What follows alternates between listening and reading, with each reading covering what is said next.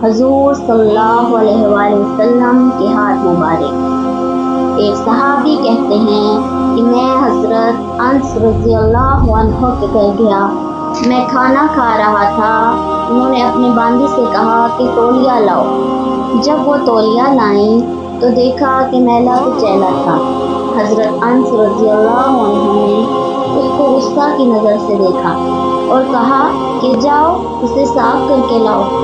फरमाते हैं कि वो भाग कर गई और जलते हुए तंदूर के अंदर तौलिया को फेंक दिया। थोड़ी देर के बाद उसने वो तौलिया बाहर निकाला तो बिल्कुल साफ सुथरा था। वो गरम गरम तौलिया मेरे पास लाई। मैंने हाथ तो साफ कर लिए मगर हज़रत अनस रज़ियल्लाहु अन्हु की तरफ सवालिया नज़रों से देखा। वो मुस्कुराए और कहने लगे कि एक मर्तबा नबी अकरम सल्लल्लाहु अलैहि वसल्लम मेरे घर दावत पर तशरीफ़ लाए थे। मैंने ये तौलिया महबूब सल्लल्लाहु अलैहि वसल्लम को हाथ साफ करने के लिए दिया था। जब से महबूब सल्लल्लाहु अलैहि वसल्लम ने हाथ मुबारक साफ किए, आग ने उस तौलिया को जलाना छोड़ दिया।